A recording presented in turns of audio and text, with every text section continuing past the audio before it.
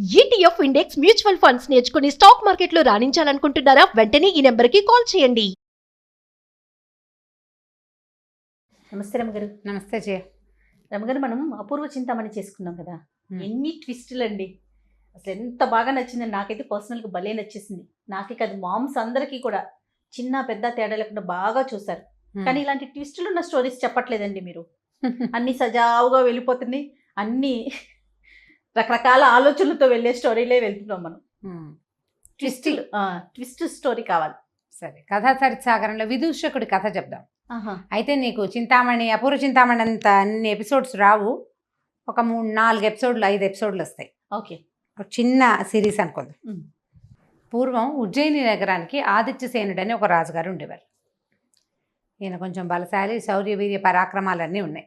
ఒకసారి ఈయన ఏం చేశాడట, గంగా తీరంలో తన సేనతోటి విడిశాడు. ఏదో ఒక క్షేత్ర దర్శనం చేసి గంగా తీరంలో ఉంటే, ఆ గంగా తీర ప్రాంతంలో ఉన్నటువంటి గుణవర్మ అనే ఒక ఆయన ఈయన దగ్గరకు వచ్చి, మహారాజా, నాకు ఒక చాలా సౌందర్యవతి అయిన కన్య పుట్టింది.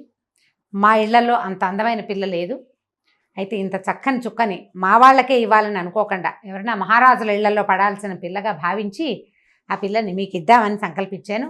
మీరు ఎలాగూ ఈ ప్రాంతానికి వచ్చారు కాబట్టి మా అమ్మాయిని చూసి మా పిల్లని పెళ్లి చేసుకోండి అన్నట్టు. అప్పట్లో ఏమిటో రాజులు నో అనేవాళ్ళు కాదు. విచిత్రంగా ఎవరు ఈ మా పిల్ల అందుకైతే దీన్ని చేసుకోండి అంటే చేసేసుకోవటమే. రెడీ అంటాం, చేసేసుకోవటం.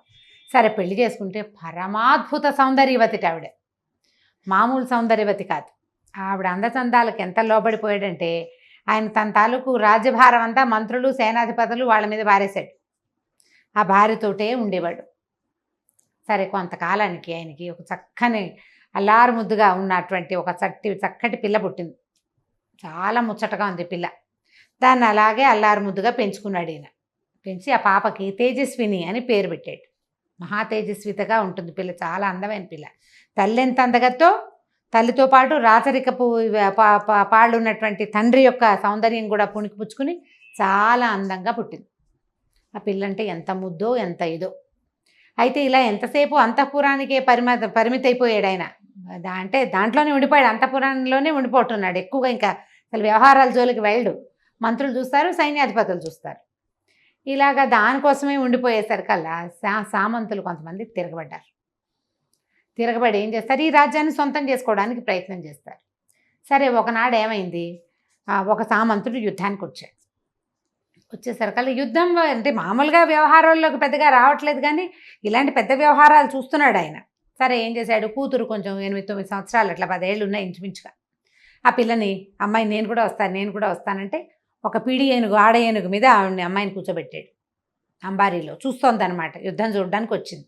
ఒక బ్రహ్మాండమైన గుర్రం ఒకటి వేసుకున్నాడు. ఆ గుర్రాన్ని డైరెక్ట్ చేస్తున్నాడు. గుర్రంతో ఏనుగుని వెనకాల ఉంచుకున్నాడు. ఈయన ముందుకు వెళ్తుంటే ఈ చూపించే కూతురికి ఇట్లా తను ఎలా స్వారీ చేస్తాడో చూపించే ప్రయత్నంలో ఏమైంది, ఈ యుద్ధ భూమిని వదిలిపెట్టి ఆ గుర్రం పిచ్చెక్కినట్టు పరిగెత్తేసింది ఎక్కడికో. రాజుగారు మాయమైపోయేసరికల్లా ఈ సైనికులంతా కలవలబడ్డారు. దాంతో ఒక టెన్షన్ పుట్టేసింది, రాజుకి ఏదో అయిపోయిందని. ఆ టెన్షన్ తోటి ఏం చేశారు, విపరీతంగా యుద్ధం చేశారు, సామంతుడిని తరిమి కొట్టేశారు. కానీ రాజు మాత్రం ఎక్కడికి వెళ్ళిపోయాడో వాళ్ళకి తెలియలే. ఆ గుర్రం వెర్రెక్కినట్టు వెళ్ళిపోయింది ఇటో. పిల్ల ఏడ్చేస్తోంది, తండ్రి పారిపోతున్నాడు, ఎక్కడికో వెళ్ళిపోతున్నాడు. పారిపోవడం కదా, అది వెళ్ళిపోయాడు అంతే. ఆ గుర్రానికి ఒక రకమైన తిక్క పుట్టేసింది అనమాట. దానికి ఆ తిక్క పుట్టడానికి కారణం ఏంటంటే, పక్కన ఏనుగు మీద కూర్చుంది కదా రాజకుమార్తె, ఆ ఏనుగు ఘీంకరించేసరికి దాని చెవిలో మోగింది. అది దానికి తిక్క పుట్టింది దానికి. ఇక వీళ్ళంతా ఉన్న వాళ్ళంతా, సైన్యం అంతా అలా వెనక్కి వచ్చేసింది. పిల్లని చూసుకున్నారు, బాగానే జాగ్రత్తగా ఇంటికి తెచ్చేశారు లోపలికి, అంతఃపురంలోకి. ఇక ఆ పిల్ల ఏడవటం మొదలుపెట్టింది, మా నాన్నో అని. దానికి జ్వరం వచ్చేసింది అది చిన్నపిల్లకి. రాజుగారు అయిపోజాలేడు. ఆ గుర్రం పరిగెత్తి అర్ధరాత్రి వేళకు ఒక అడవిలో ఆగేసరికల్లా రాజుగారు ఎట్లా కొట్లా దాన్ని ఆపి దిగి దాన్ని దండం పెట్టాడు. అమ్మ, నా తల్లి, ఎన్నేళ్ళ నుంచో నా దగ్గర ఉన్నావు, ఎప్పుడూ ఇలాంటి పని చేయలేదు. నువ్వే ఇప్పుడు నాకు దైవానివి. నేను ఎక్కడికి వచ్చానో ఏమిటో కూడా తెలియట్లేదు. నాకు అర్థం కాల ఈ పిచ్చి పరుగులో. నీకు తెలిసి ఉంటుంది, నన్ను రక్షించని ఆ గుర్రాన్ని కావలించుకొని బోల్సేపు ఏడ్చాడు. ఆ గుర్రం అక్కడ కాస్త మంచినీళ్ళు తాగి కాస్త తిమితపడి అది కూడా మెల్లిగా ఆలోచించుకుంది. మెల్లిగా ఆయన గుర్రం ఎక్కంగానే నిదానంగా నడుచు, అంతకుముందు పిచ్చెక్కినట్టు పరిగెత్తింది కదా, నడిచి 3:30 4 అవుతుండగా ఉజ్జయిని నగర ద్వారాలు దాటించి ఓ చోట వదిలేసింది ఆయన. మొత్తానికి నగరం దాకా తీసుకొచ్చి పడిపోయింది గుర్రం. ఈయన దిగి చూసుకున్నాడు. ఈ పొద్దున్న మధ్యాహ్నం మొదలుపెట్టిన పరుగు ఈయనకి జుట్టంతా రేగిపోయి ఒళ్ళంతా పిచ్చిగా అయిపోయి బట్టలు కకావికలైపోయి ఎట్లా ఇప్పుడు అంత పిచ్చి పరుగులో ఏమవుతుందో తెలియదు. దుమ్ము ధూళి మొహం నిండా. సరే ఇట్లా ఈ 4 గంటలు పావు తక్కువ 4 గంటలకి ఈ మఠం ఒక మఠంలాగా ఉంది. అక్కడ కొంతమంది బ్రాహ్మణులు అక్కడ ఉన్నారు. అక్కడికి వెళ్ళేసరికల్లా వాళ్ళేమనుకున్నారు, ఉజ్జయిని నగర ప్రారంభంలోనే ఒక శ్మశానం ఉంది. శ్మశానాన్ని దాటాకే నగర ద్వారాన్ని ఆనుకునే మఠం. అయితే ఈ ద్వారము సేనా పరిరక్షితంగా లేదు. సైన్యం గనక ఉండి సైనికులు ఉంటే రాజును గుర్తుపట్టేవాళ్ళు, గుర్రాన్నైనా గుర్తుపడతారు కదా. కనీసం ఎవ్వరూ లేరు. పొద్దునైన యుద్ధం గోలలో ఈ దారి వాళ్ళు వదిలిపెట్టేశారు. వాళ్ళు వదిలేశారు, ఎవ్వరూ లేరు అక్కడ. ఉంటే బాగుండేది ఆయన సంగతి. ఈ మఠం దగ్గరికి వెళ్ళేసరికి అలా బయట కొంతమంది బ్రాహ్మణులు నిద్రపోతున్న వాళ్ళు ఉన్నారు, కొంతమంది లేచున్నారు. ఈ వస్తున్నటువంటి రాజుని, ఆయన బట్టలు, ఆయన రేగిపోయిన జుట్టు, ఆయన మొహం చూసి భేతాళుడో ఎవరన్నా భూతావిష్టుడో లేచి శ్మశానం నుంచి వచ్చేస్తున్నట్టు భావించారు. అరిచెచ్చి కేకలు పెట్టేశారు. ఈయన లోపలికి ప్రవేశించబడి రాజు నిర్వహించే మఠమే అది. అప్పట్లో రాజ్యాల్లో ఉండే మఠాలు, అన్నదాన సత్రాలు, యాత్రా శిబిరాలు అవన్నీ రాజే నిర్వహిస్తాడు. రాజుకే ప్రవేశం దొరకల అక్కడ. వాళ్ళందరూ అరిచి కేకలు పెట్టారు, పో అన్నాడు. మంత్రోచ్చాటం చేశారు. కొంతమంది నీళ్ళు తెచ్చి చల్లారు, గంగాజలం చల్లారు ఈయన మీద. ఈయన ఏం చెప్పబోయినా వాళ్ళ గోలలో వాళ్ళు వినిపించుకోవాలి. అయితే ఈ బ్రాహ్మణ సమాజంలో ఒక యువకుడైన బ్రాహ్మణుడు ఒక అతను ఉన్నాడు, విదూషకుడు అతని పేరు. అతనికి ఒక అగ్ని మంత్రం ఉంది. ఆ మంత్రం పునశ్చరణ కొన్ని లక్షలు చేసేసరికి అతనికి అగ్నిదేవుడు ఒక ఖడ్గాన్ని ప్రసాదించాడు. ఎప్పుడు కావాలంటే అప్పుడు ఆ ఖడ్గం అతని చేతిలోకి వస్తుంది. ధైర్యశాలి, అతనికి భయం లేదు. అగ్నిదేవుడు సాక్షాత్కారం లభించిన వాడికి ఏం భయం ఉంటుంది. అతని బ్రాహ్మణులందరినీ కసిరేశాడు. ఉండండి, ఏమిటో మీరు ఆగండి అని. బయటకు వచ్చాడు. వచ్చి ఈ బయట నిలబడి ఉన్నటువంటి రాజునయ్య తమరెవరు ఏమిటంటే, ఆయన నేను ఆదిత్య సేనుణ్ణి, ఇవాళ పొద్దున జరిగిన యుద్ధంలో పంచకళ్యాణి నన్ను అక్కడికి తీసుకెళ్ళిపోయింది, ఇప్పుడు తీసుకొచ్చింది వెనక్కి, నేను రాజునున్నాడు అనేసరికల్లా ఇతను కాస్త పరిశీలించి రాచకళ కనపడుతోంది. ఆయన బట్టలు అవి ఇలా పిచ్చిగా ఉన్నాయి, మొహం అంతా జుట్టు అయిపోయి పిచ్చి మొహంలో ఉంది. కానీ సరే లోపలికి తీసుకుపోయాడు. తీసుకెళ్ళి ఆయనకి మొహం కాళ్ళు చేతులు కడిగిచ్చి ఏదో తినడానికి కొద్దిగా ద్రవ పదార్థం ఏదో తాగడానికే ఇచ్చి మజ్జిగ లాంటిది, పడుకోండి మహారాజాని పక్కేసి పడుకోబెట్టాడు. మిగిలిన వాళ్ళంతా తిట్టారు కానీ అతను వినిపించుకోవాలి. ఈయన రాజే నేను నమ్ముతున్నాను అన్నాడు. ఇతను కొంచెం బలశాలి, ధైర్యశాలి కదా, కాస్త జబరగా మాట్లాడగలిగేవాడు ఎవడైనా ఉంటే మిగిలిన వాళ్ళు తగ్గుతారు. అవును, వాయిస్ పెరిగేసరికి. సరే ఈయన మర్నాడు పొద్దున ఇతను ఏం చేశాడు, గుర్రం అక్కడెక్కడో పడిపోయింది కదా, నడుచుకుంటూ వెళ్ళి ఆ పడిపోయిన గుర్రం ఎక్కడుందో అక్కడి నుంచి తీసుకొచ్చాడు.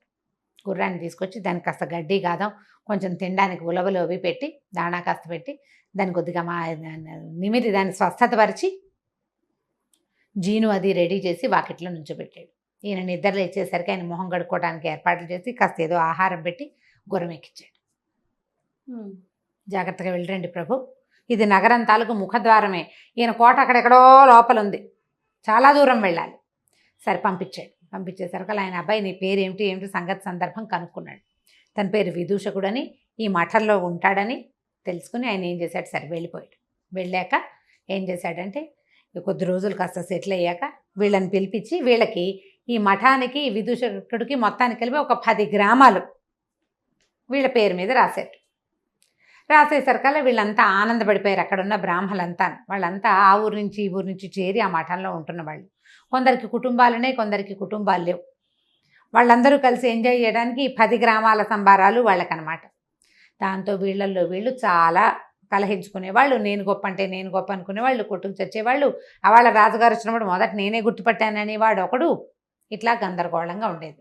అప్పుడు ఒక నిష్ఠురొకడో ఏదో ఒక ఆయన వచ్చి అతను ఏమన్నాడంటే, మీరు కొన్నాళ్ళు పోయాక మీరంతా ఇక్కడ కొట్లాటలు వస్తాయి, కుక్కలు చింపిన విస్తరైపోతుంది మీ మఠం అంతాను, మీ పద్ధతులు ఏం బాగుండలేదు, మీరు అసలు మీలో ఎవడో ఒకడు ఒక ధైర్యశాలి, ఒక సాహసికుడిని నాయకుడిగా పెట్టుకోండి.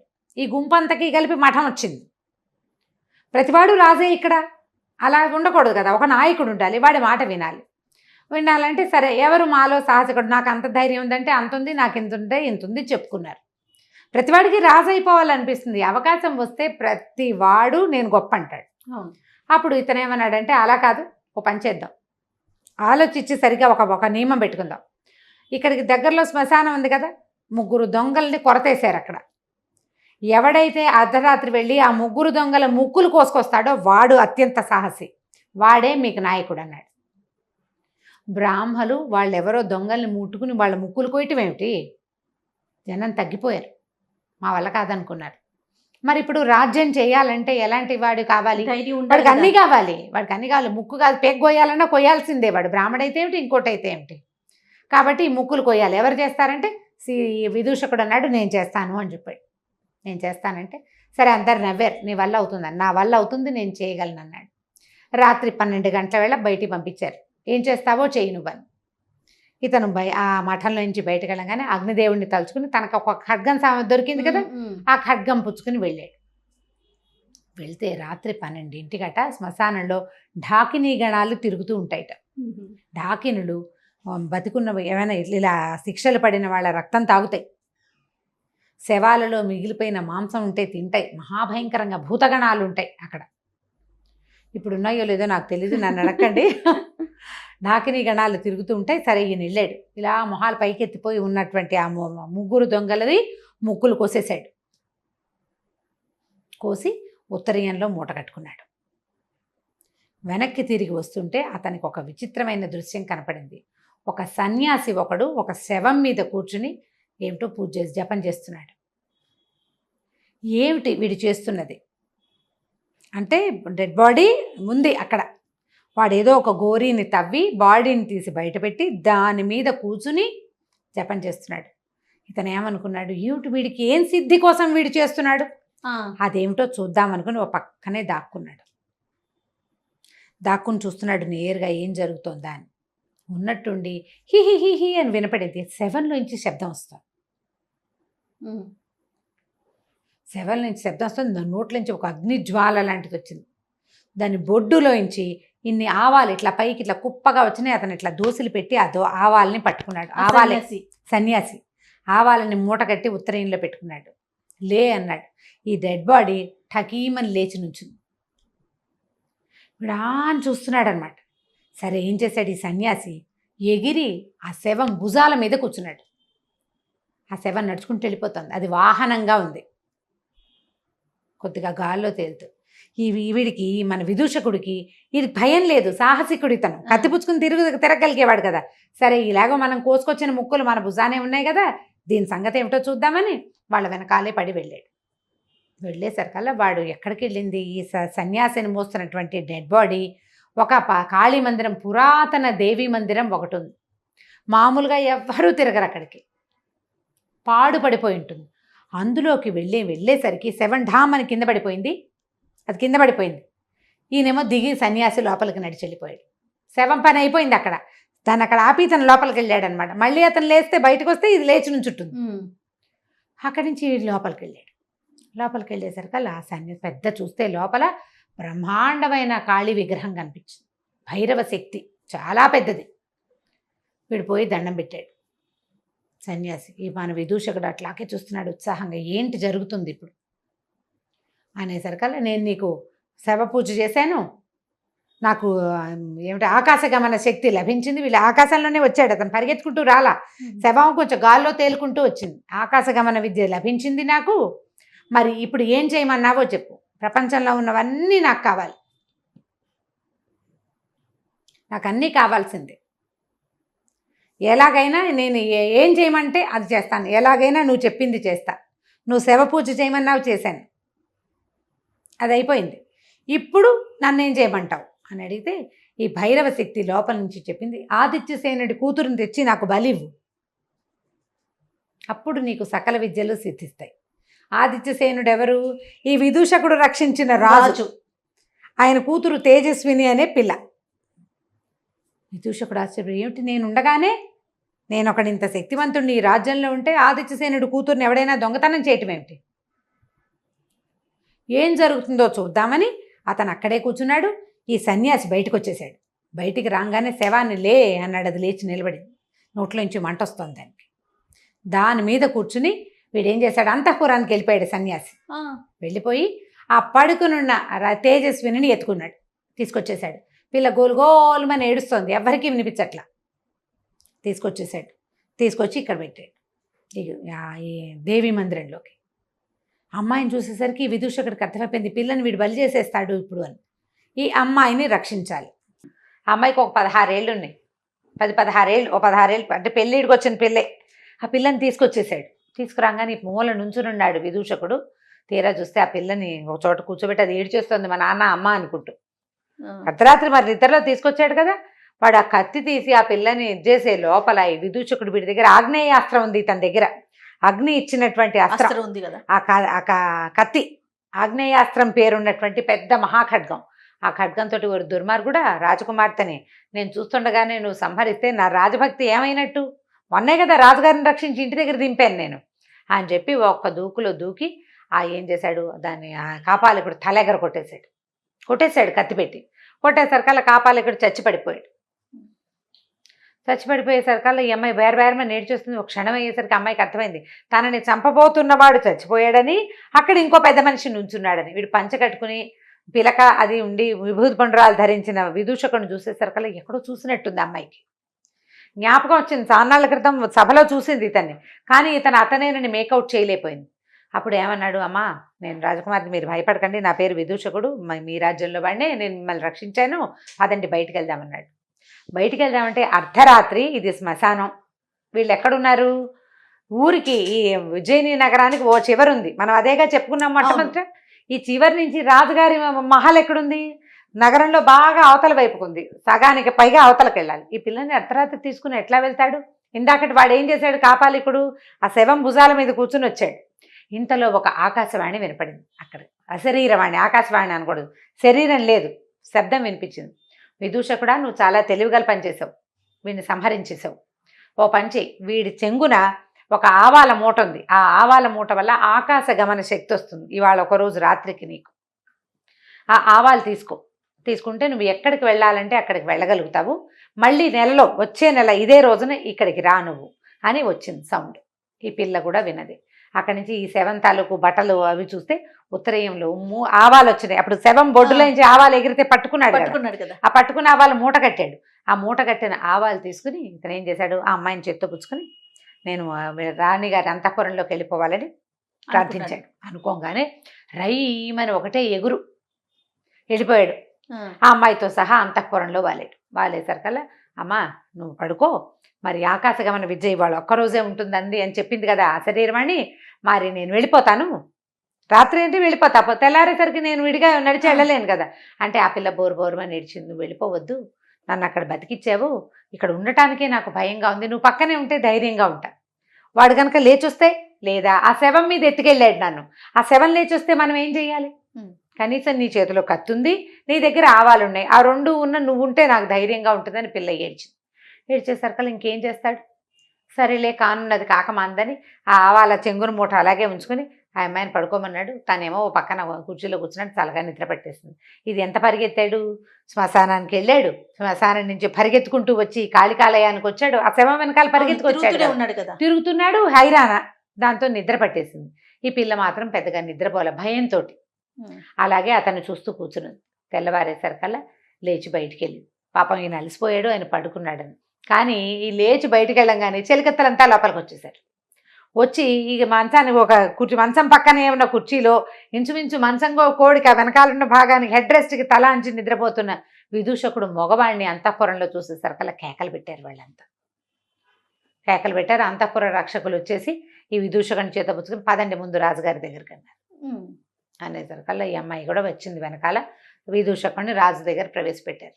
ఎప్పుడైతే విదూషకుడు అని తెలుసుకున్నాడో ఇతని శక్తి ఏమిటో ఆయనకు తెలుసు. రాజుగారికి ఇంతకుముందు చూశాడు కదా తను, ఇతనికి ఆగ్నేయాస్త్రం ఉంది ఇతని దగ్గర, అది కూడా ఆయనకు తెలుసు. సరే ఏమిటినైనా ఏమిటి సంగతి, నువ్వు ఎట్లా వచ్చావు ఇక్కడికంటే, ప్రభు నిన్న ఇట్లా జరిగింది, మరి వాళ్ళేమో ముగ్గురు దొంగల ముక్కులు కోసుకురమన్నారు, ఇదిగోండి ఆ ముక్కులనే మూట వేడదీసి చూపించాడు. 3 దొంగల ముక్కులు ఉన్నాయి అందులో. అక్కడి నుంచి ఇట్లా ఒక కాపాలికుడు, అక్కడ ఒక వ్యవహారం జరుగుతుంటే నేను అతని వెనకాల పరిగెత్తాను. వెళ్తే అతను ఒక ఆశ్రమం, ఒక కాళికాలయంలోకి చేరాడు. మరి ఒక శవం కూడా ఉంది అక్కడ. ఆ కాపాలికుడి శరీరం కూడా ఆ దేవాలయంలోనే ఉంది. కావాలంటే మీరు చూడొచ్చు, మీ అమ్మాయిని పిలిపించి అడగండి అన్నాడు. ఆ అమ్మాయి ఏం చెప్పింది, వాడెవడో ఒకడు వచ్చాడు, నన్ను ఎత్తుకొచ్చాడు, ఒక మనిషి మీద కూర్చుని వచ్చాడు, కానీ ఆ మనిషి మేము గుళ్ళోకి వెళ్ళేటప్పుడు వాడు కింద పడిపోయాడు. వాడు నోట్లోంచి మంటలు వస్తున్నాయి. ఆ అమ్మాయి చెప్పింది ఇతను చెప్పింది సేమ్గా ఉంది. అక్కడి నుంచి ఈయన ఏం చేశాడు, భటులందరినీ కొంతమందిని రప్పించి సర్వసైన్యాధిపతిని పిలిచి పద అక్కడెక్కడికో వెళ్ళొద్దామని గుర్రాలు వేసుకుని అక్కడికి పోయారు. చూస్తే శ్మశానంలో 3 దొంగలకి ముక్కులు లేవు. 3 దొంగల శవాలు ఉన్నాయి. ముక్కులు పెట్టి చూశారు, వాళ్ళవే ముక్కులు ఒకటి. అక్కడి నుంచి ఇటు చూస్తే ఈ శ్మశానం బయట కొంత దూరంలో ఒక పాడు పడిపోయిన కాళికాదేవి గుడి ఉంది, ఆలయం చాలా పాతది. దాని బయట ఒక శవం పడుంది. అది ఆ ఊరి వాడే, ఆ పొద్దున మరణించిన వాడు. వాడు చుట్టాల పక్కాలంతా వచ్చారు. శవాన్ని ఎవరో గోరి తవ్వేశారు, బాడీ బయటకు వచ్చేస్తున్నారు. ఆ బాడీ మీదే వీడు వచ్చాడు కాపాలికుడు. అక్కడి నుంచి లోపలికి వెళ్ళి చూస్తే ఒక పురాతనమైన కాళికాలయం, అడేం గుడి, అమ్మవారు లేదు, ఏమీ లేదు. కానీ చచ్చిపడున్న కాపాలికుడి శవం కనపడింది అక్కడ. ఇవన్నీ చూసి ఈయన చాలా సంతోషించి, లేకపోతే ఒక్క దెబ్బలో ఈ పిల్ల కాస్త హతమైపోయేది అంతే. రాజుగారు ఏమన్నాడు, విదూషకుడిని చాలా మెచ్చుకుని, నాయన నువ్వు చాలా గొప్పవాడివి, నీ అంత మహాసత్వుడు నాకు అల్లుడు కావటం కంటే నాకేం కావాలి, మా పిల్లని పెళ్లి చేసుకో అని చెప్పేసి ఈ పిల్లని పెళ్లి చేసుకున్నారు. ఇక అక్కడ బ్రాహ్మణ సత్రంలో అయిన గొడవ అవన్నీ తెలుసుకున్నాడు ఆయన. వాళ్ళందరినీ మీ దారిని మీరు పడండి. ఎవరైతే ముగ్గురు దొంగల ముక్కులు కోసుకురమ్మని చెప్పాడు కదా ఒకడు, నిష్ఠురొక్కడో ఎవడో వాడి పేరు, అతన్ని ఆ మఠానికి హెడ్గా పెట్టేసారు. ఈ విదూషకుడిని తీసుకొచ్చి పెళ్లి చేశారు. పెళ్లి చేసేసరికల్లా ఒక 1 నెల రోజులు గడిచినాయి. భార్యతో చాలా కులాసాగా ఉన్నాడు. రాజుగారు అల్లుడైతే ఏం కొదవా. సరిగ్గా నెల తిరగంగానే ఈ పిల్ల, ప్రభు మీరు ఆ గుడికి వెళ్ళొద్దు, గుళ్ళో దేవత ఆ రోజు మిమ్మల్ని పిలిచింది కాదు, నెలకల్లా రమ్మని, గుడికి వెళ్ళొద్దా మీరు అంది. అనేసరికల్ అవును కదా గుర్తొచ్చింది. అర్ధరాత్రి లేచేసి ఆ అమ్మాయి చెప్పటం కూడా రాత్రి 11 గంటల వేళకి చెప్పింది. చెప్పి పడుకుని నిద్రపోయింది. ఈయన తన కత్తి పుచ్చుకుని గుళ్ళోకి వెళ్ళిపోయాడు.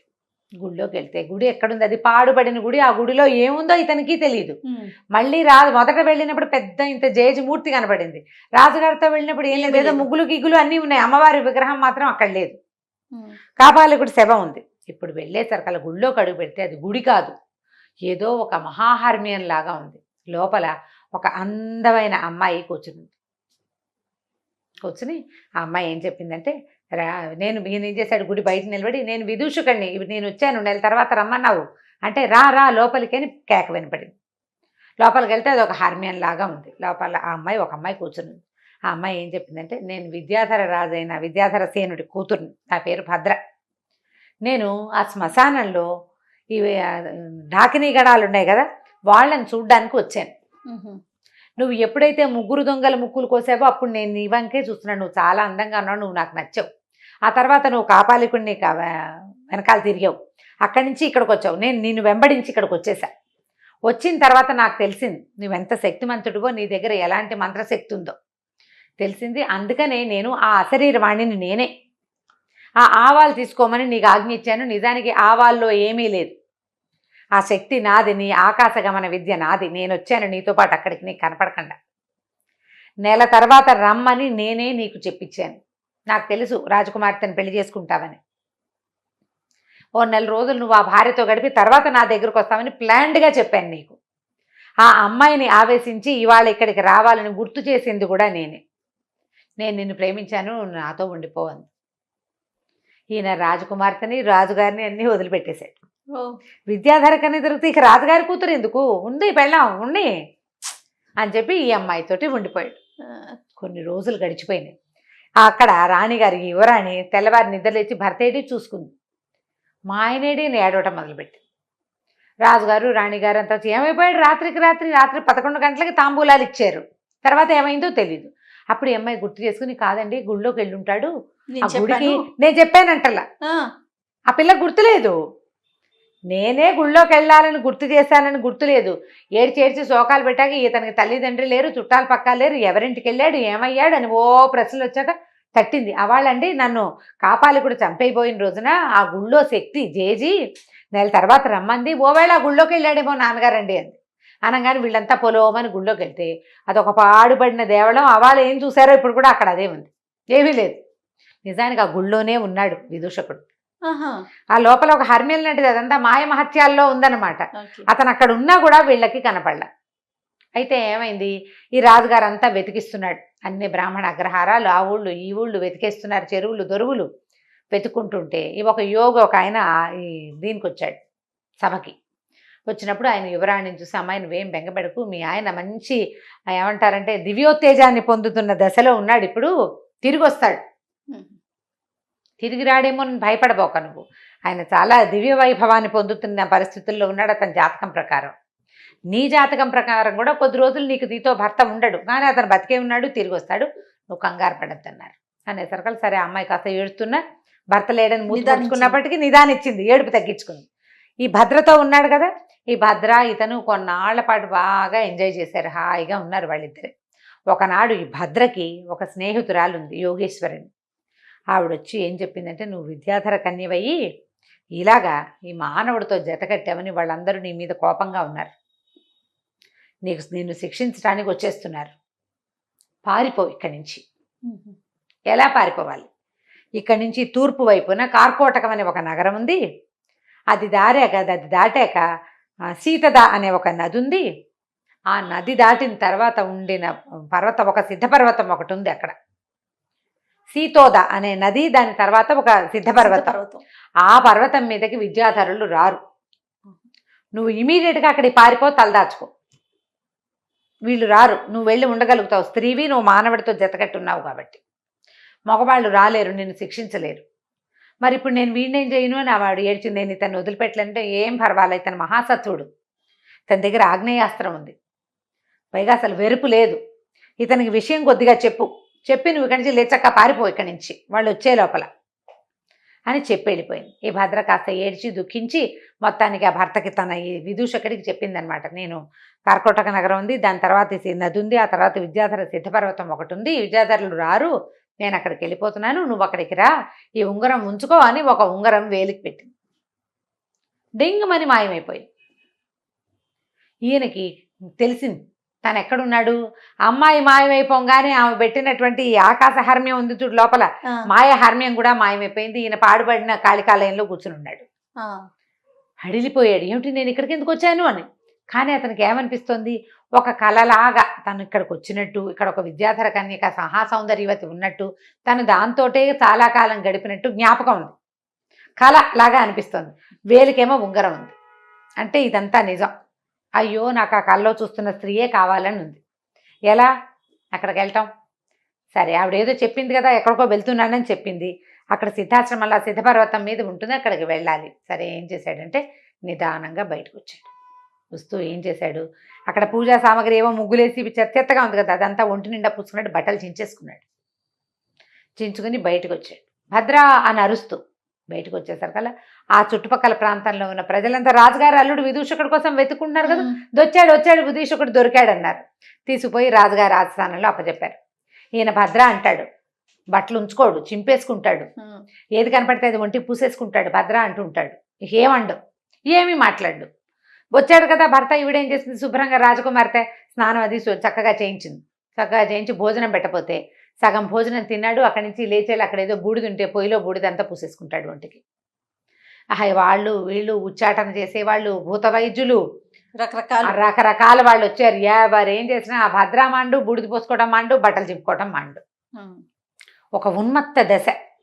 దాంతో సరే రాజుగారికి వైద్యులు ఏం చెప్పారు, ఇతన్ని కట్టేసి లోపల నుంచి రాజు కట్టుదిట్టం చేసేసాడు, ఇతను ఎక్కడికో బయటికి వెళ్ళిపోయాడు, ఇంకా వెళ్ళనివ్వకూడదు, కూతురు ఏడుస్తుందని. ఆయన కూతురు అంటే ప్రేమ. ఇవి వచ్చిన వైద్యులు ఏం చెప్పారంటే వదిలిపెట్టేయండి, ఇతన్ని మెల్లిగా సెట్ అవుతాడు, ఏదో చూశాడో ఏదో విన్నాడో, ఎందుకంటే నిన్నటిదాకా తెలివైన వాడు, ఆగ్నేయాస్త్రం ఉంది ఇతనికి, అగ్ని ఉపాసకుడు, ఏదో జరిగి ఇలా అయ్యాడు, వదిలిపెడితే అతనంతటా అతనే సెట్ అవుతాడంటే. సరే కూతురికి కూడా చెప్పాడు, అమ్మాయి ఏదో వేళకు వస్తే అన్నం పెట్టమ్మా, బట్టలు చింపుకున్నాడులే, బూడిది పూసుకుంటే పూసుకున్నాడులే, నార్మల్ అవ్వలేదని నువ్వు ఏడబాక, ఎలాగో చెప్పాడు మనకి యోగి, ఇతను నార్మల్ అవుతాడని, వదిలిపెట్టు, ప్రశాంతంగా ఉండు, కట్టుదిట్టం చేయొద్దు, బయటికి పోనీ, కాస్త అటు ఇటు తిరిగి వస్తే ఏం తొక్కాడో ఇవన్నీ వచ్చినాయి, ఇంకోటి ఏదైనా తొక్కి సరే అవుతాడని కూతురికి నచ్చ చెప్పాడు. దాంతో ఆ అమ్మాయి కూడా మొగుడిని హమేషా కనిపెట్టుకుని ఉండటం మానేసింది. వేళకి ఏదో భోజనం, మంచినీళ్ళు, పాలు, నీళ్లు చూస్తూ ఉండేది, కాస్త అటు ఇటు తిరుగుతున్నాడు. వదిలేశారు. వదిలేయంగానే ఈయన దొరికిందే ఛాన్స్ అని ఈ ఉంగరం సరి చేసుకుని భద్రా నడుచుకుంటూ బయటకు వచ్చేసాడు. తిరిగి వస్తారు 2-3 సార్లు బయటకు వచ్చి తిరిగి వచ్చాడు. నమ్మారు వాళ్ళు, తిరిగి నమ్మించేశాడు. ఓ 4-5 రోజుల తర్వాత తనంతట తను బయలుదేరి వెళ్ళిపోయాడు బయటికి. తూర్పు కనుమలు దాటాక అక్కడ ఏదో ఒక కార్కోటక నగరం ఉంది, అది దాటి ఇంకా వెళ్ళాలి ముందుకి. సరే ఏం చేశాడు, బయలుదేరి ఆ పక్కకి వెళ్ళిపోవటం మొదలుపెట్టాడు. ప్రయాణం చేస్తూ వెళ్ళి మధ్యలో ఒక ఊర్లో ఆగాడు. ప్రతి చోట అతనికి రకరకాల కథలు మధ్యలో నడుస్తాయన్నమాట. ఈ కొత్తగా వెళ్ళిన నగరంలో ఏమైందట, ఒక పూటకోళ్ళమ్మ ఇంట్లో చేరాడు. రాజుగారు అల్లుడు కాబట్టి కొంచెం ఆభరణాలు ఉన్నాయి. ఇతను ప్లాన్డ్గా కొంత డబ్బు కూడా పట్టుకెళ్ళాడు. దాంతో ప్రతి చోట ఉండటానికి ఉంది. ఒక పూటకోళ్ళమ్మ ఇంట్లో చేరేసరికల్లా పూటకోళ్ళమ్మకి ఒక బంగారు నాణ్యం ఇచ్చాడు.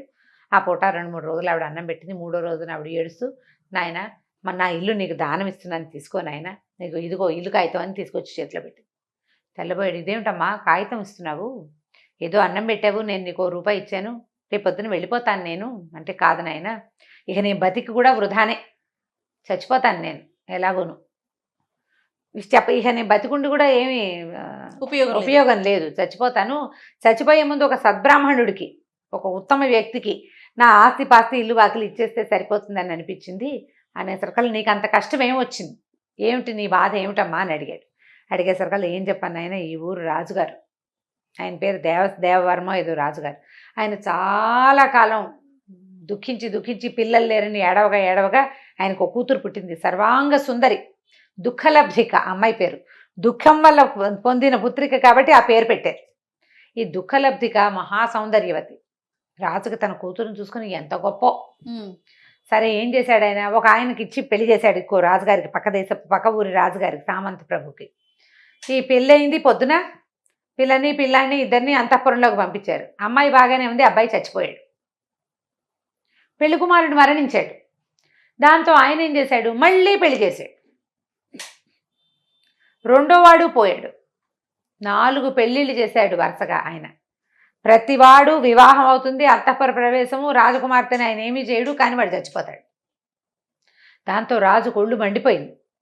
ఎంతమంది చస్తారో చూస్తాను, ఈ ఊళ్ళో ఉన్నటువంటి బ్రాహ్మణ క్షత్రియ యువకులందరినీ ఒక్కొక్కడితో నా కూతురికి పెళ్లి చేయి, ఏ కారణం చేత చస్తున్నారో మనకు తెలియాలి, ఎవడో ఒకడు అడ్డం పడేవాడు ఒకడు గనక దొరుకుతాడు, కాబట్టి ఇట్లా ప్రయత్నించమన్నాడు. ఒక్కొక్క కుటుంబం నుంచి ఒక్కొక్క యువకుని పట్టుకుపోయారు నాయన. ఈ ఊళ్ళో సగం మంది క్షత్రియ కుమారులు బ్రాహ్మణ కుమారులు మరణించారు. నా కర్మ కొద్దీ ఇవాళ మా ఇంటికి వచ్చింది ఆ వాట. నా కొడుకు రాజకుమారికి భర్త కాబోతున్నాడు రేపొద్దున. ఇక భర్త ఏమీ లేదు, అంతఃపురంలోకి పంపేటేమీ, వివాహం లేదు, ఆవిడ అంతఃపురంలో ఉంటుంది, డైరెక్ట్ అంతఃపురంలోకి పంపేస్తారు. తెల్లారేసరికి వాడు చచ్చిపడి ఉంటాడు అక్కడ, వాడు చచ్చిపోతాడు. నా కొడుకు ఎలాగూ చచ్చిపోతాడు, ఒక్క పిల్లాడు, నేను బతికుంటే ఏం చేస్తాను నాయన అనేసరికల్లా అయినా ఏదో ఉంది ఇక్కడ, ఎవరో ఈ అంతఃపురంలో వెళ్ళిన వాళ్ళని చంపేస్తున్నారు. రాజకుమార్తె చూస్తే సౌందర్యవతి, ఈ ఊళ్ళోనే పుట్టి పెరిగింది, ఆవిడదేం లేదు, ఆవిడ లబోదిబ్బమని ఏడుస్తుంది.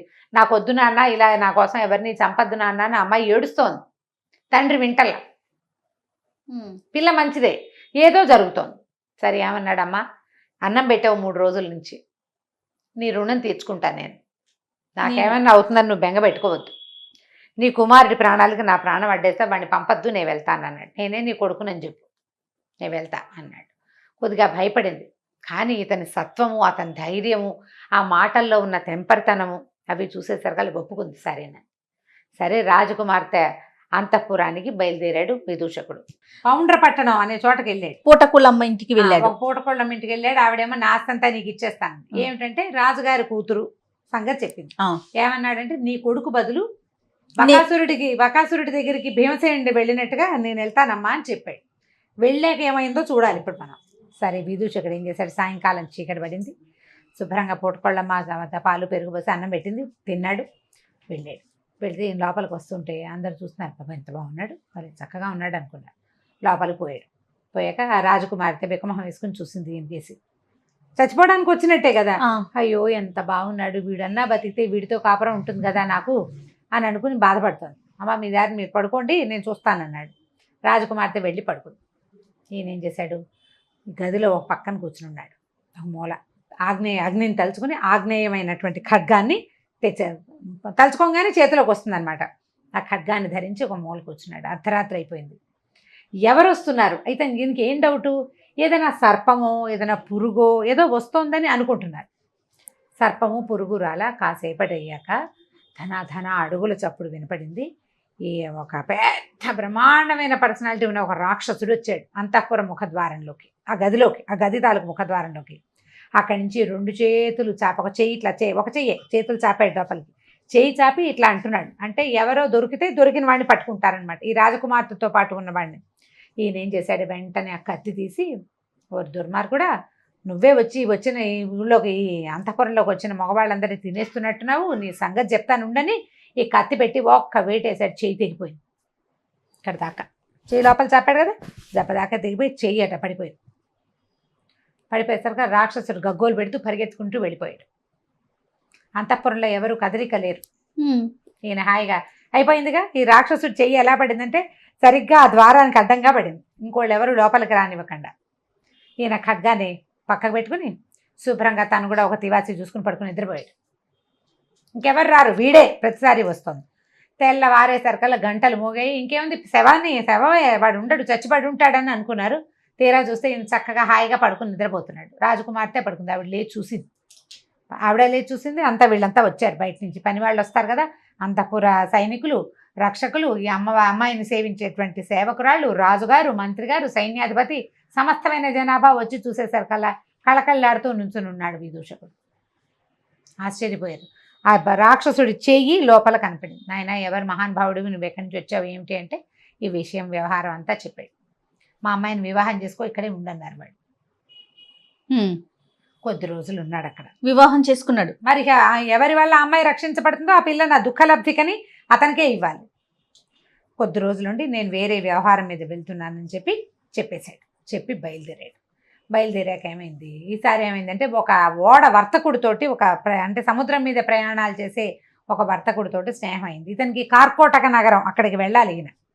సరే, ఈ వర్తకుడితో స్నేహం అయితే ఆ వర్తకుడు నేను ఆడ సముద్రం మీద వెళ్తానంటే రాజుగారితో చెప్పాడు, నేను మళ్ళీ వస్తానండి, ఇప్పుడే నేను ఇక్కడ ఉండటం నాకు కుదరదు, వేరే వ్యవహారం మీద వెళ్తున్నానని చెప్పి ఆ వర్తకుడితో కలిసి బయలుదేరితే సముద్రంలోకి వెళ్ళింది పడవ. చాలా దూరం, రోజులు గడిచిపోతున్నాయి. ఒక రోజులో జరగల ఇదంతా, నెలలు గడిచిపోయినాయి. ఈయన భద్ర కోసం వెళ్తున్నాడు. ఈ దారిలో ఏమైంది, సముద్రంలో పడవ ఉన్నట్టుండి ఆగిపోయింది. అది చిన్న పడవ అని చెప్తున్నాం కానీ కాదు, నౌక. అది చాలా పెద్దది, చాలామంది జనాభా ఉన్నారు. ఇక ఏం చేసినా ఆ పడవ కదలపోయేసరికల్లా ఆయన ఏమన్నాడు, ఆ ఓడ వర్తకుడు, ఎవరైతే ఈ ఓడని కదుపుతారో వాళ్ళకి నా సంపదలో సగం ఇచ్చి నా పిల్లనిచ్చి పెళ్లి చేస్తానన్నాడు. అనేసరికల్లా మన సత్వశీలుడు కదా ఇతను, విదూషకుడు చాలా మహాసత్వుడు. తను ఏమన్నాడు, నేను చూస్తాను, అసలు ఇక్కడ ఏముందో నేను చూస్తానని చెప్పి ఏం చేశాడు, ఆ సముద్రంలోకి ఆగ్నేయాస్త్రాన్ని పట్టుకుని దూకేసరికల్లా కిందకి వెళ్ళేసరికి అతనికి ఏం కనపడిందంటే ఒక మహాకాయుడైన ఒక రాక్షసుడు నిద్రపోతున్నాడు. ఆ నిద్రకి అతని పిక్కకి ఈ పడవ తాలూకు కింద భాగం ఉంటుంది కదా, ఈ మట్టిని కదుపుతూ నడిచేది, అది పట్టేసుకుంది. వీళ్ళు ఎంత ప్రయత్నం చేసినా పిక్క, అతను ఎంత మహాకాయుడు, ఈ ఓడకి కనీసం 20 ఇంతలు ఉన్నాడు. ఇతను ఏం చేశాడంటే ఈ ఆగ్నేయ కత్తి ఉంది కదా, దాంతో ఆ పిక్కని తెగ నరికేసేసరికి పడవ కదిలితే వెళ్ళే ముందు ఏం చెప్పాడు, ఇతనికి ఎట్లా వేశారు వీళ్ళని సముద్రంలోకి వెళ్ళటానికి, నడువుకి తాడేసి వదిలిపెట్టారు సినిమాటిక్గా. ఆ కింద పని అయ్యాక అతని పైకి లాగాలి. వాళ్ళకి చెప్పాడు, నేను కేక పెడతాను, పడవ కదలంగానే నన్ను లాగండి అన్నాడు. అనేసరికల్లా సరే అందరు ఒప్పుకున్నారు. మరి పైన ఉన్నారు కదా, ఇదే ఒక సినిమాలో చూశారు, జ్ఞాపకం చేసుకోండి. ఆ సినిమాలో ఐడియా వాళ్ళ సొంత ఐడియా కాదు, కాసిం ఇలాంటి కథల్లోది, ఇది కథా సరిత్సాగరంలో కథ. సరే, కిందకేశారు, తాళ్ళు పట్టుకుని ఉంచుకున్నారు కదా, పైనుంచి పట్టుకున్నారు, అతని కాళ్ళు పట్టుకుని కిందకి వదిలిపెట్టారు. తల కిందలుగా వచ్చాడు కిందకి. నరికేం కానీ పడవ కదిలింది. నావ కదలంగానే వాళ్ళు ఏం చేశారు, అది నా వర్తకుడు కనిపించింది, ఈ బాపడు వీడెవడికో నా పిల్లని నేను ఎందుకు ఇవ్వాలి, పడవ ఎలాగూ కదిలిపోయింది, వీడు కొత్తగా స్నేహం పోనివ్వమని ఏం చేశాడంటే తాళ్ళు నరికించేశాడు. అయ్యో, ఈ తలకిందులుగా ఉన్న విదూషకుడు పెళ్ళమని నీళ్ళలోకి పడిపోయాడు పూర్తిగా. ఇప్పుడు పైనుండి ఆసరా పట్టుకుని ఉన్న దారి వేరు, ఆసరా కోసం కానీ వదిలిపోయారు. అంతకుముందు వాళ్ళు ఆపి పట్టుకున్నారు, ఇప్పుడు పట్టు లేదు, పడిపోయాడు కిందకి. పడిపోగానే ఏం చేశాడంటే ఇక అర్థమైంది ఇతనికి, వాళ్ళు మోసం చేశారు. కానీ ఏ రాక్షసుడి పిక్కనైతే తను నరికాడో ఆ పిక్కని ఆసరా చేసుకుని, అదొక దీనిలాగా, పిక్క అంటే కింద భాగం, మోకాలు కింద నుంచి పాదం దాకా ఉండేది కదా, దాన్ని ఆసరా చేసుకుని సముద్రంలో ఈదటం మొదలుపెట్టాడు. ఏదో ఒకటి కావాలిగా, సముద్రాన్ని ఈదుతూ ఒక పక్కకి ప్రయాణం, సముద్రం ఏ పక్కకి తీసుకెళ్తే ఆ పక్కకి. అట్లా ప్రయాణం చేసుకుంటూ వెళ్ళాడు. ఒక నది, ఒక తీరానికి చేరాడు. సముద్రమే ఒక తీరానికి చేరేసరికి ఒక అశరీరవాణి వినపడింది. భళా విదూషక, నువ్వు చాలా గొప్ప సమర్థుడివి, మహాసత్తుడివి, నేను నీ ఆరాధ్యతమైనటువంటి అగ్నిహోత్రుణ్ణి. ఇక్కడి నుంచి, ఇది దిగంబర దేశం, ఇక్కడి నుంచి 7 రోజుల్లో నువ్వు కార్కోటక నగరానికి చేరతావు. అక్కడ దాకా నీకు ఆకలి దప్పులు లేకుండా వరం ఇస్తున్నాను. కార్కోటక నగరం వెళ్ళాక అక్కడ నీ యొక్క మనసు తీరుతుంది, నువ్వు చాలా సమర్థుడివి, నువ్వు ఇలాగే నీ పనులు చేసుకుంటూ ఉండమని ఆజ్ఞ వినపడింది అశరీరవాణి. ఆ తర్వాత అతను అక్కడి నుంచి 7 రోజులు ప్రయాణం చేసి ఆ కార్కోటకం అనే నగరానికి చేరాడు. అది చాలా గొప్ప అద్భుతమైన నగరం, ఎంత బాగుందో. అక్కడ ఆ రాజువారు, ఆ ఊరి రాజుగారు కట్టినటువంటి ఒక బంగారు దేవాలయం ఉందట. ఆ దేవాలయానికి వెళ్ళాడు. ఇతను మంచి రూపాలు లావణ్యమైన వాడు కదా, అందమైన వాడు. అక్కడున్న బ్రాహ్మణ సమాజం అతన్ని బాగా ఆదరించింది, భోజనాలు పెట్టారు, చక్కగా దేవాలయం అంతా చూశాడు, చుట్టుపక్కల ఊరంతా చూశాడు. అక్కడి నుంచి ప్రయాణించాలి తను. అయితే ఏమైందంటే, ఈ బ్రాహ్మణ సమాజం వాళ్ళతో కబుర్లు చెప్పుకుంటాడు, తను ఏ ఊరు, ఎక్కడి నుంచి వచ్చాడు, పాత జరిగిన సంగతులు చెప్పుకుంటారు కదా. రాజుగారిది ఒక ఇది వినపడింది. ఏమిటి, రేపు ఉదయం ఎవరైనా సరే కుమారుడు, క్షత్రియుడు కానీ బ్రాహ్మణుడు కానీ రాజకుమార్తెని వివాహం చేసుకోవాలని కోరుతున్నట్లయితే వాళ్ళు ఈ రాత్రికి రాజకుమారి అంతఃపురంలో నిద్ర చేయాలోహో అని. ఈయన తెలివిగలవాడు, ముందే సత్వుడు, ప్రధానంగా ఇలాంటి ఏమైనా ఛాలెంజెస్ ఉంటే ఉత్సాహంగా ఉంటుంది. నేను చేస్తానన్నాడు. అనేసరికల్లా ఈ బ్రాహ్మణ సమాజం అంతా అంది, నాయన అంత సులువు కాదు, రాజుగారి కూతురు దగ్గరికి ఎవడెళ్తే వాడు చచ్చిపోతున్నాడు అంతఃపురంలో, ఇలా జరుగుతుందని వాళ్ళు ఏంటంటే ముందు రోజు నిన్ను టెస్ట్ చేస్తారు, నువ్వు బతికుంటే రేపొద్దున పెళ్లి చేస్తారు, బతికలేకపోతే నిన్ను వదిలేయటమే. అమ్మాయి పెళ్లి చేయడానికి ఇప్పటికి సంవత్సరాలుగా ప్రయత్నిస్తున్నారు, ఈ టంకేస్తారు, రానివాడు రాడు, వచ్చినవాడు వస్తాడు, ఇవాళ రారు, రేపు మళ్ళీ టంకేస్తారు, రేపు ఎవడో ఒకడు వెళ్తాడు పిచ్చి పెద్దవా, వాడు దొరికిపోతాడు అనేసరికి తను ఏమిటో చూస్తాను, నేను ఆల్రెడీ ఇలాంటిది ఒక క్రియ చేశాను, నాకు తెలుసు, నేను వెళ్తానన్నాడు. ఎంత వద్దన్నా అతను వినలా. అయితే అతను ఇలా తలుచుకోగానే అతని చేతిలోకి కత్తి రావటాన్ని చూసిన బ్రాహ్మణ సమాజం అంతా నమ్మింది, వీడి దగ్గర ఏదో మహావిద్య ఉంది. సరే, ఈయన అంతఃపుర ప్రవేశం చేశాడు. ఆ రాజకుమార్తె ఎంత అందగత్తో ఇతను చూసి ఏడవటం మొదలుపెట్టింది. అయ్యో, నా మళ్ళీ చచ్చిపోవడానికి ఇంకొకడు వచ్చాడే అని. ఆ రాత్రి ఆవిడని పడుకోమన్నాడు. ఈయన మెలకుగా ఉన్నాడు. ఈసారి ఒక రాక్షసుడు మళ్ళీ వచ్చాడు. వాడు ఎడం చేయి లోపలికి పెట్టి ఇతన్ని పట్టుకోపోయాడు. వాడికి కుడి చేయి లేదు. ఇతను ఏం చేశాడు, ఆ చేయి గట్టిగా పట్టుకుని వాడు జుట్టు పట్టేసుకున్నాడు. ఎవడరా నువ్వు, అసలు ఏమిటి నీ సంగతి ఏమిటి అనేసరికల్లా ఆయన విజిలించుకుని, బాబు నువ్వెవరో నన్ను పట్టుకున్నావు, నీకు చాలా బలశాలివి నువ్వు, నేను ఒక యమదంశుడు అనే ఒక రాక్షసుడిని, నాకు 2 కూతుళ్ళు, ఓ కూతురు పౌండ్ర నగరంలో రాజు కూతురు దుఃఖలబ్ధికగా అక్కడ ఉంది, రెండోది విద్యుత్ ప్రభ ఇక్కడ ఉంది అమ్మాయి. నా కూతుళ్ళు 2ని ఈ వేరే మానవులతోటి సంగమం కుదరదు వాళ్ళకి, అందుకని వాళ్ళని రక్షించడానికి వాళ్ళ దగ్గరికి ఎవరు వచ్చినా సరే నేను వాళ్ళని చంపేస్తాను, మగవాళ్ళు మా పిల్లల్ని ఏం చేయకూడదు. ఓహో, ఆ రాజులకు తెలియదు, వాళ్ళు భూలోకపు రాజులు, వాళ్ళు ఆడపిల్లకి పెళ్లి చేయటమే వాళ్ళ ఉద్దేశం. వీడి ఉద్దేశం అది కాదు, వీడికి ఒక మహాపురుషుడు కావాలి తన కూతుళ్ళకి. శంకర ఆజ్ఞ, ఎప్పుడైతే నీ బాహువులు నరకబడతాయో అప్పుడు నీ పిల్లలకి శాప విమోచనం అన్నాడు. నేను కూతుళ్ళని రక్షించుకోవడానికి ఓ చెయ్యి ఆ బిల్డింగ్లో ఆ అంతఃపురంలో, రెండో చెయ్యి ఈ అంతఃపురంలో పెట్టి కూర్చున్నాను, ఎవడొస్తే వాడిని చంపేస్తున్నాను. పౌండ్ర నగరంలో కూడా ఒకడు నా కుడి చేయి నరికాడు, ఇప్పుడు నువ్వు ఎడం చేయి నరికేసావు, నా జుట్టు కూడా పట్టుకున్నావు, నా శాప విమోచనం అయిపోయింది నాయన అనేసరికల్లా ఇతను చెప్పాడనమాట నవ్వుతూ, పౌండ్ర నగరంలో నీ చేయి నరికింది నేనే అనేసరికల్లా నాకు శాప విమోచనం అయిపోయింది, నేను ఇంకా నా పిల్లల్ని రక్షించక్కర్లేదు, నువ్వు నా కూతుర్ని పెళ్లి చేసుకుని హాయిగా ఉండు, నేను నీకు సేవకుడుగా ఉంటా, నువ్వు ఎప్పుడు ఎక్కడికి రమ్మంటే అక్కడికి వస్తాను, నన్ను తలుచుకుంటే వస్తాను, ఏ సహాయం కావాలన్నా చేస్తాను నాయన, నన్ను వదిలిపెట్టేయమన్నాడు. సరే, జుట్టు పుచ్చుకున్నాడు కదా, జుట్టు వదిలిపెట్టేయగానే రాక్షసుడు మాయమైపోయాడు. తెల్లారేసరికల్లా ఇతను సజీవంగా ఉండటం, రాజకుమార్తె చక్కగా ఉండటం చూసుకుని రాజుగారు చాలా సంతోషించి ఆ కార్కోటక నగర ప్రభు పిల్లనిచ్చి పెళ్లి చేశాడు. 2 కాదు, మొదట ఒక పెళ్ళయింది తేజస్విని తోటి. అవునవును, తేజస్విని, వీళ్ళిద్దరు భద్ర, 4. ఓహో, అక్కడి నుంచి కొద్ది రోజులు వీళ్ళ దగ్గర ఉన్నాడు. ఉన్నా కూడా ఇతనికి ఆ విద్యాధర కన్య ఉంది, ఆ భద్ర మీదే ఉంది మనసు, ఆమెను సాధించాలి ఎలాగైనా. అప్పుడు ఏం చేశాడంటే, మళ్ళీ వీళ్ళతోటి సరిగ్గా చెప్పకుండానే ఈ విద్యాధర కన్యను వెతుక్కుంటూ కార్కోటక నగరం నుంచి ఇతను బయలుదేరిపోయాడు విదూషకుడు. దారిలో 2 పెళ్లిళ్ళు చేసుకున్నాడు, ఒక రాక్షసుని సంహరించాడు, సంహరించాడు అతను శాప విమోచనం చేశాడు. అతడి సహాయం తనకి దొరికేలాంటి ఏర్పాటు చేసుకుని మళ్ళీ ప్రయాణం మొదలుపెట్టాడు. విదూషకుడు రాక్షసుడి 2వ చేయి కూడా నరికేశాడు. వాడు జుట్టు పుచ్చుకుని లొంగ తీసుకున్నాడు. నేను ఎక్కడికైనా వెళ్ళాలంటే నేను ఏం పని కావాలంటే ఆ పని చేస్తానని ఒప్పుకున్నాడు ఆయన. ఆ రాజకుమార్తెను వివాహం చేసుకున్నాడు. కొద్ది రోజులు ఉన్నా కూడా విద్యాధర కన్య అయినటువంటి భద్ర కోసం బయలుదేరాడు. బయలుదేరి ఏం చేశాడు, ఆస్థానం నుంచి బయటకు వచ్చేసాక అతన్ని యమదంశుడనే ఆ రాక్షసుడిని తలుచుకున్నాడు. నన్ను సిద్ధపర్వతం, ఇప్పుడు మనం కార్కోటక నగరంలో ఉన్నాం, ఇక్కడ నుంచి ఇంకా ముందుకెళ్ళాలి. సీతోద అనే ఒక నది ఉంది. ఆ నదికి అవతల గట్టున ఉదయన పర్వతంలో ఒక సిద్ధపర్వతం ఒకటి ఉంది, నన్ను అక్కడికి తీసుకెళ్ళు. ఆయన భుజం మీద కూర్చుంటే తీసుకుపోయి అక్కడ దింపేసాడు. దింపేసి ఇది సిద్ధులు తిరిగేది, విద్యాధరులు వాళ్ళు ఉంటారు, నేను రానివ్వరు నన్ను పైకి, నేను మళ్ళీ నువ్వు తిరిగి వస్తానంటే నేను ఇక్కడికే రాగలుగుతా అని చెప్పి యమదంశుడు ఈయన అక్కడ వదిలిపెట్టి వెళ్ళిపోయాడు. సరే ఈయన ఏం చేశాడు, ఆ పర్వతం మీదకి ఎక్కాడు.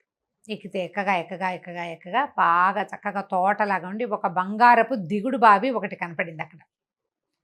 దిగుడు బావి చుట్టుపక్కల తడితడిగా ఉంది, పాదాల గుర్తులు కనపడుతున్నాయి.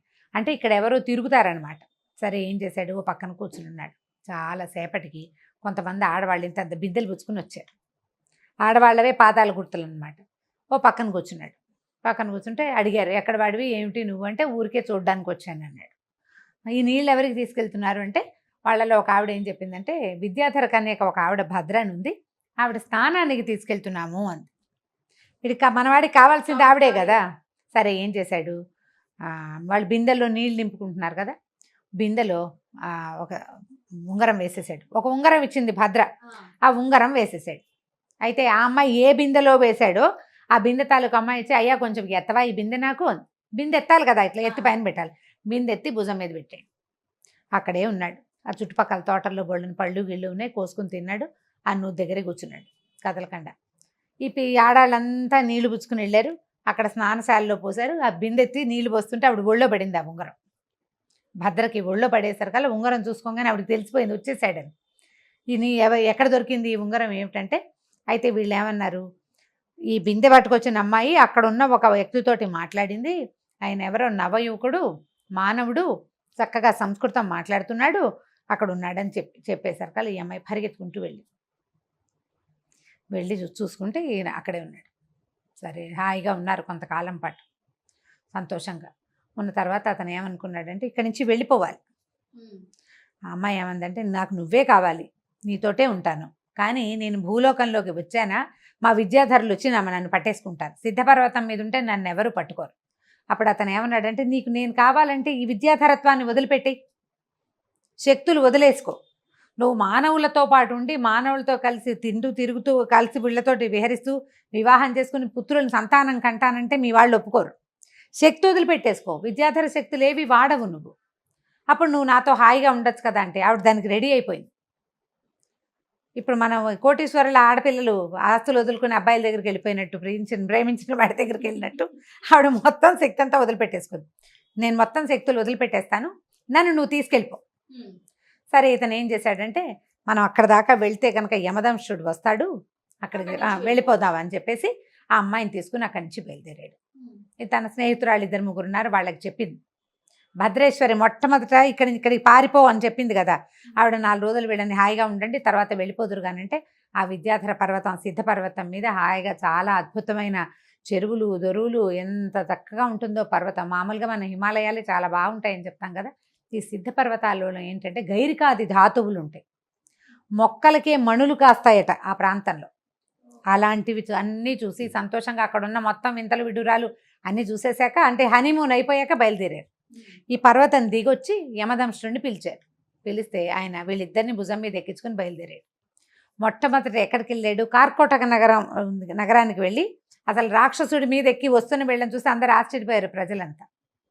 అక్కడున్న రాజకుమార్తెని తీసుకున్నాడు, నా భార్య నేను తీసుకెళ్ళిపోతాను అని రాజుగారు ఒప్పుకున్నాడు. కార్కోటక నగరంలో ఉన్న రాజకుమార్తెను ఎక్కించుకున్నాడు. అక్కడి నుంచి ముందుకొచ్చి ఇంకొక అమ్మాయి దుఃఖలబ్ధిక, ఆ అమ్మాయిని ఎక్కించుకున్నాడు. అయ్యారు. అక్కడి నుంచి ఇప్పుడు ఈ దుఃఖలబ్ధిక తర్వాత ఇతను ఒక చోట వ్యాపారస్తుడితోటి ఒప్పందం కుదుర్చుకున్నాడు. ఆయన ఏం చెప్పాడు, నువ్వు నీళ్ళలోకి దిగి సముద్రంలో అడ్డు తొలగించు, మా పిల్లని నీకు ఇచ్చి పెళ్లి చేస్తానన్నాడు కదా. అక్కడికి వెళ్ళి ఈ రాక్షసుడితోటి బెదిరించి, నీ కూతుర్ని నాకు ఇస్తాను వాగ్దానం చేసావు, వాగ్దత్త, నీ కూతురు నా పెళ్ళాం అని చెప్పేశాడు. ఖచ్చితంగా వాగ్దానం చేసావు, నా మనసా అమ్మాయి నా భార్య అనుకున్నాను, నా భార్యను నాకు అప్పచెప్పు అంతే అంటే ఇక వాడు ఏడుస్తూ ఏం చేశాడు, ఇక ఏం చేశాడు, రాక్షసుడు ఒకడు వచ్చాడు వీళ్ళతో పాటు. సరే ఆ కూతురుని అప్పచెప్పేశాడు. సంపద ఇస్తానన్నాడు, సగం సంపదని తన ఊరికి తరలించుకున్నాడు, ఉజ్జయినికి. తరలించుకుని ఇక్కడి నుంచి బయలుదేరి ఈ మొత్తం ఎంతమంది అయ్యారు ఇప్పటికి? 4 రాజకుమార్తెల్ని, ఒక వ్యాపారస్తుడి కూతురు, ఒక విద్యాధర కన్య, 2 రాజకుమార్తెలు, మళ్ళీ వీళ్ళిద్దరూ అక్కా చెల్లి, ఒక రాక్షసుడి తాలూకు సంతానం. ఈ 4 ఎక్కించుకుని ఉజ్జయిని మహానగరానికి వెళ్ళిపోయాడు. ఇలా రాక్షసుడి మీద ఎక్కి వస్తున్న ఇతన్ని చూసి మహాబాహువైన ఒక రాక్షసుడు, అసలు చూడ్డానికి అమోఘంగా ఉందన్నమాట. రాజుగారు చాలా ఆనందించాడు. ఆ రాజు కూతురిని మొట్టమొదటి పెళ్లి చేసుకున్నాడు, తేజస్విని. అప్పుడు ఉజ్జయిని మహానగరానికి రాజుగా తీసుకున్నారు అతన్ని. మరి రాజుగారికి ఒకటే కూతురు ఉంది. ఈ 5 రాజకన్యలతోటి హాయిగా ఆనందంగా కాలక్షేపం చేశాడు. మహాసత్వం ఉన్నవాడు ఏదైనా చేయగలుగుతాడు. సత్వవంతులకి అడ్డే లేదు. సత్వవంతులకు అడ్డే లేదని ఇలాగ 5 పెళ్ళిళ్ళు చేసుకోమని చెప్పడం లేదు. ఏ పనైనా సాహసోపేతంగా. అప్పుడు అసలు పెద్ద ఆవిడ ఒప్పుకోవాలి కదా రెండో పెళ్ళికి. తేజస్విని ఒప్పుకుంది. ఇంతమంది భార్యల్ని అతను తెస్తే మా నాన్న రాజ్యం, నీ పెళ్ళాలందరినీ మా రాజ్యంలో ఎందుకు కూర్చోబెడతావు అనలేదు. దక్షిణ నాయకులు అంటారు ఇట్లా ఎక్కువ మంది భార్యలు ఉండే రాజుల్ని. దక్షిణ నాయక లక్షణాలు చెప్తారు కదా, నాయక లక్షణాలు చెప్తారు. అందులో దక్షిణ నాయకుడు అంటే 4-5 భార్యలు అంటే 4-5 సాటిస్ఫై చేస్తూ బాగా చూసుకునేవాడు అనమాట. ఈయన హాయిగా 5 భార్యలతోటి ఉజ్జయిని నగరాన్ని పరిపాలించాడు. విదూషకుడు అనే బ్రాహ్మణుడు. కథ కంచికి మనం ఇంటికి. ఎన్ని ట్విస్ట్లు అయినాయి. అదే ఈ భాగం కొంచెం చిన్నదే. మొత్తం భాగాలన్నీ కలిపి ఓ ఫుల్ భాగంగా కూడా వేస్తే అందరూ హ్యాపీగా చూసిస్తారు. తప్పకుండా చేయ. నమస్తే.